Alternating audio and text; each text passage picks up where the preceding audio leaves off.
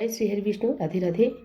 आप सभी का मेरे चैनल में बहुत बहुत स्वागत है। आज हम आपके लिए शनिवार व्रत कथा लेकर आए हैं।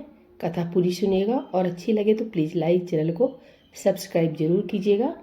एक समय स्वर्गलोक में सबसे बड़ा कौन के प्रश्न पर नवग्रहों में वाद विवाद हो गया। विवाद इतना बढ़ा कि परस्पर भयंकर युद्ध की स्थिति बन गई। निर्णय के लिए सभी देवता देवराज इंद्र के पास पहुंचे और बोले, हे देवराज, आपको निर्णय करना होगा कि हम में से सबसे बड़ा कौन है। देवताओं का प्रश्न सुनकर देवराज इंद्र उलझन में पड़ गए। इंद्र बोले, मैं इस प्रश्न का उत्तर देने में असमर्थ हूँ। हम सभी पृथ्वी लोक में उज्जैनी नगरी में राजा विक्रमादित्य के पास चलते हैं। देवराज इंद्र सहित सभी ग्रह देवता उज्जैनी नगरी पहुंचे। महल में पहुंचकर जब देवताओं ने उनसे प्रश्न पूछा तो राजा विक्रमादित्य भी कुछ देर के लिए परेशान हो उठे। अचानक राजा विक्रमादित्य को एक उपाय सूझा और उन्होंने विभिन्न धातुओं स्वर्ण, रजत यानी चांदी, कांसा, ताम्र, सीसा, रांगा, जस्ता, अभ्रक व लोहे के 9 आसन बनवाए। धातुओं के गुणों के अनुसार सभी आसनों को एक दूसरे के पीछे रखवाकर उन्होंने देवताओं को अपने अपने सिंहासन पर बैठने को कहा। देवताओं के बैठने के बाद राजा विक्रमादित्य ने कहा, आपका निर्णय तो स्वयं हो गया। जो सबसे पहले सिंहासन पर विराजमान है वही सबसे बड़ा है। राजा विक्रमादित्य के निर्णय को सुनकर शनि देवता ने सबसे पीछे आसन पर बैठने के कारण अपने को छोटा जानकर क्रोधित होकर कहा, राजा विक्रमादित्य, तुमने मुझे सबसे पीछे बैठाकर मेरा अपमान किया है। शनि ने कहा, सूर्य एक राशि पर 1 महीने, चंद्रमा 2.25 दिन, मंगल 1.5 महीने, बुध और शुक्र 1 महीने, बृहस्पति 13 महीने रहते हैं, लेकिन मैं किसी राशि पर 7.5 वर्ष तक रहता हूँ। बड़े बड़े देवताओं को मैंने अपने प्रकोप से पीड़ित किया है। राम को 7.5 के कारण ही वन में जाकर रहना पड़ा और रावण को 7.5 के कारण ही युद्ध में मृत्यु का शिकार बनना पड़ा। इसके बाद अन्य ग्रहों के देवता तो प्रसन्नता के साथ चले गए, परंतु शनिदेव बड़े क्रोध के साथ वहां से विदा हुए। राजा विक्रमादित्य पहले की तरह ही न्याय करते रहे। उनके राज्य में सभी स्त्री पुरुष बहुत आनंद से जीवन यापन कर रहे थे। कुछ दिन ऐसे ही बीत गया। उधर शनि देवता अपने अपमान को नहीं भूले। विक्रमादित्य से बदला लेने के लिए एक दिन शनिदेव ने घोड़े के व्यापारी का रूप धारण किया और बहुत से घोड़ों के साथ उज्जैनी नगरी पहुंचे। राजा विक्रमादित्य ने राज्य में किसी घोड़े के व्यापारी के आने का समाचार सुना तो अपने अश्वपाल को कुछ घोड़े खरीदने के लिए भेजा। घोड़े बहुत कीमती थे। अश्वपाल ने जब वापस लौटकर इस संबंध में बताया तो राजा विक्रमादित्य ने स्वयं आकर एक सुंदर व शक्तिशाली घोड़े को पसंद किया। घोड़े की चाल देखने के लिए राजा उस घोड़े पर सवार हुए तो वह घोड़ा बिजली की गति से दौड़ पड़ा।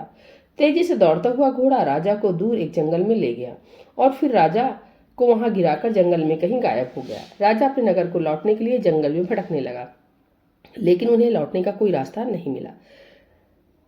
राजा को भूख प्यास लगाई। बहुत घूमने पर उसे एक चरवाहा मिला। राजा ने उससे पानी मांगा। पानी पीकर राजा ने उस चरवाहे को अपनी अंगूठी दे दी। फिर उसे रास्ता पूछकर वह जंगल से निकलकर पास के नगर में पहुंचा। राजा ने एक सेठ की दुकान पर बैठकर कुछ देर आराम किया। उस सेठ ने राजा से बातचीत की तो राजा ने उसे बताया कि मैं उज्जैनी नगरी से आया हूँ। राजा के कुछ देर दुकान पर बैठने से सेठ जी की बहुत बिक्री हुई। सेठ ने राजा को बहुत भाग्यवान समझा और खुश होकर उसे अपने घर भोजन के लिए ले गया। सेठ के घर में सोने का एक हार खूंटी पर लटका हुआ था। राजा को उस कमरे में छोड़कर सेठ कुछ देर के लिए बाहर गया। तभी एक आश्चर्यजनक घटना घटी। राजा के देखते देखते सोने के उस हार को खूंटी निकल गई। सेठ ने कमरे में लौटकर हार को गायब देखा तो चोरी का संदेह राजा पर ही किया, क्योंकि उस कमरे में राजा ही अकेला बैठा था। सेठ ने अपने नौकरी से कहा कि इस परदेसी को रस्सियों से बांध कर नगर के राजा के पास ले चलो। राजा ने विक्रमादित्य से हार के बारे में पूछा तो उसने बताया कि उसके देखते ही देखते खूंटी ने हार को निगल लिया था। इस पर राजा ने क्रोधित होकर चोरी करने के अपराध में विक्रमादित्य के हाथ पांव काटने का आदेश दे दिया। राजा विक्रमादित्य के हाथ पांव काटकर उसे नगर की सड़क पर छोड़ दिया गया।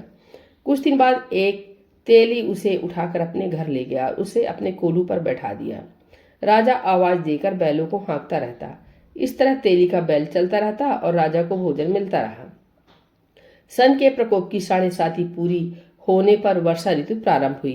राजा विक्रमादित्य एक रात मेघ मल्हार गा रहा था कि तभी नगर के राजा की लड़की राजकुमारी मोहिनी रथ पर सवार उस तेली के घर के पास से गुजरी। उसने मेघ मल्हार सुना तो उसे बहुत अच्छा लगा और दासी को भेजकर गाने वाले को बुला लाने को कहा।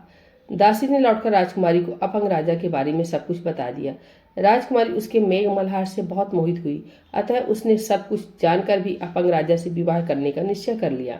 राजकुमारी ने अपने माता पिता से जब यह बात कही तो वे हैरान रह गए। रानी ने मोहिनी को समझाया, बेटी तेरे भाग में तो किसी राजा की रानी होना लिखा है, फिर तू उस अपंग से विवाह करके अपने पांव पर कुल्हाड़ी क्यों मार रही हो। राजकुमारी ने अपनी जिद नहीं छोड़ी। अपनी जिद पूरी कराने के लिए उसने भोजन करना छोड़ दिया और प्राण त्याग देने पर निश्चय कर लिया। आखिर राजा रानी को विवश होकर अपंग विक्रमादित्य से राजकुमारी का विवाह करना पड़ा। विवाह के बाद राजा विक्रमादित्य और राजकुमारी तेली के घर में रहने लगे। उसी रात स्वप्न में शनिदेव ने राजा से कहा, राजा तुमने मेरा प्रकोप देख लिया, मैंने तुम्हें अपने अपमान का दंड दिया है। राजा ने शनिदेव से क्षमा करने को कहा और प्रार्थना की, हे शनिदेव, आपने जितना दुख मुझे दिया है अन्य किसी को न देना। शनिदेव ने कुछ सोचकर कहा, राजा मैं तुम्हारी प्रार्थना स्वीकार करता हूँ। जो कोई स्त्री पुरुष मेरी पूजा करेगा, शनिवार को व्रत करके मेरी व्रत कथा सुनेगा, उस पर मेरी अनुकंपा बनी रहेगी। प्रातःकाल राजा विक्रमादित्य की नींद खुली तो अपने हाथ पांव देखकर राजा को बहुत खुशी हुई। उसने मन ही मन शनिदेव को प्रणाम किया। राजकुमारी भी राजा के हाथ पांव सही सलामत देखकर आश्चर्य में डूब गई। तब राजा विक्रमादित्य ने अपना परिचय देते हुए शनिदेव के प्रकोप की सारी कहानी सुनाई।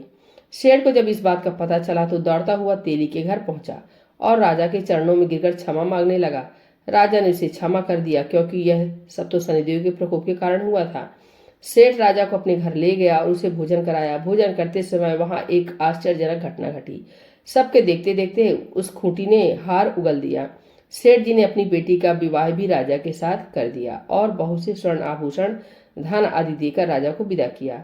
राजा विक्रमादित्य, राजकुमारी मोहिनी और सेठ की बेटी के साथ उज्जैनी पहुंचे तो नगरवासियों ने हर्ष से उनका स्वागत किया। अगले दिन राजा विक्रमादित्य ने पूरे राज्य में घोषणा कराई कि शनिदेव सब देवों में सर्वश्रेष्ठ है। प्रत्येक स्त्री पुरुष शनिवार को उनका व्रत करें और व्रत कथा अवश्य सुने।